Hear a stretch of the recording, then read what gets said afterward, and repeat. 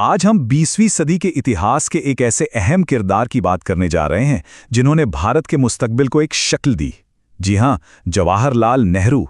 उनकी विरासत के कई पहलू हैं और हम उनके सबसे बड़े योगदानों को समझने की कोशिश करेंगे। कौन जीता है अगर भारत मरता है? नेहरू के ये शब्द महज एक सवाल नहीं है। ये वो जज्बा था, वो जुनून था जिसने भारत की आज़ादी की लड़ाई को एक मकसद दिया।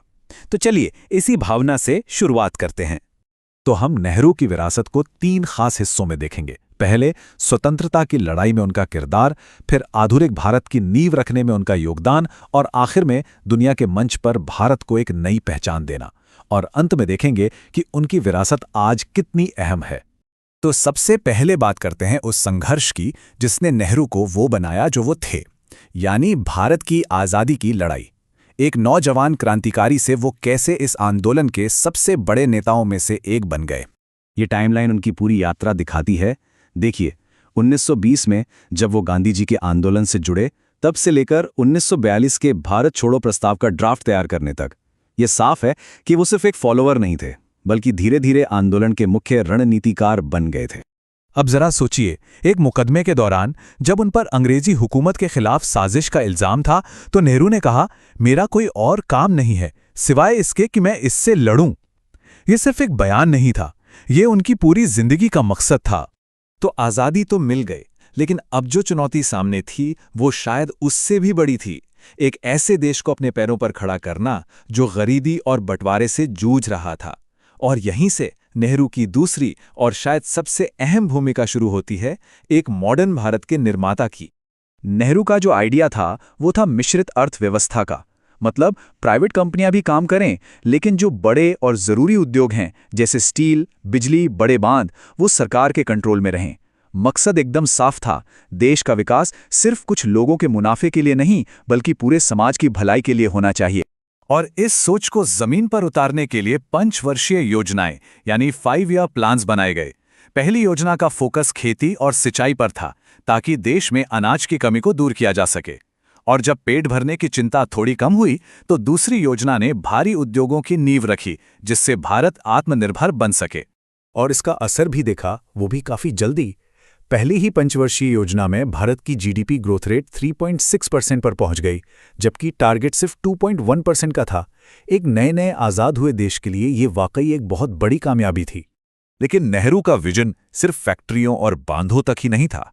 वो ये बात अच्छी तरह जानते थे कि किसी भी देश की असली ताकत उसके लोग होते हैं, उसकी सोच होती है।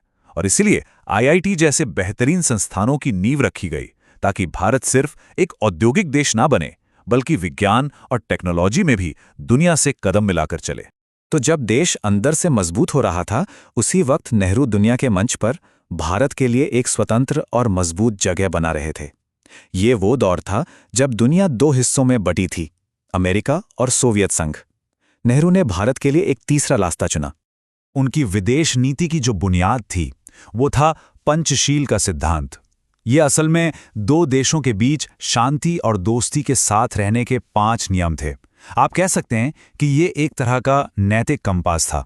ये सिद्धांत बहुत सीधे और सरल थे। एक दूसरे की आज़ादी और सीमाओं का सम्मान करो, एक दूसरे पे हमला मत करो और किसी के अंदरूनी मामलों में दखल मत दो। ये दुनिया को देखने का एक बिल्कुल नया नजरिया था, जो टकराव पर नहीं बल्कि सहयोग पर आधारित था। और इसी पंचशील के सिद्धांत से निकली गुट निरपेक्षता की नीति। अब यहाँ एक बात समझनी बहुत जरूरी है। गुट निरपेक्षता का मतलब दुनिया से कटकर अलग थलग रहना नहीं था। नहीं, इसका मतलब था कि हम किसी सैन्य गुट से बंधे नहीं हैं। हम हर मुद्दे को उसकी मेरिट पर देखेंगे और जो भारत के हित में होगा वही फैसला लेंगे। तो हमने देखा कि कैसे एक स्वतंत्रता सेनानी, एक आर्थिक निर्माता और एक वैश्विक राजनेता के तौर पर नेहरू ने एक आधुनिक राष्ट्र की बुनियाद रखी। चलिए अब इन सभी पहलुओं को मिला के देखते हैं कि उनकी विरासत का असल में मतलब क्या है। ये जो तीनों भूमिकाएं हैं, ये एक ही बड़े सपने का हिस्सा थी। सपना एक ऐसे भारत का जो राजनीतिक रूप से आज़ाद हो, आर्थिक रूप से आत्मनिर्भर हो और दुनिया में अपनी बात पूरे सम्मान के साथ रख सके। और यही वो सवाल है जो आज हमें सोचने पर मजबूर करता है।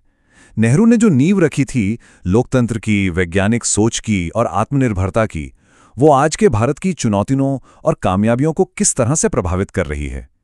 ये एक ऐसी विरासत है जो आज भी हमारे बीच जिंदा है और बहस का हिस्सा है।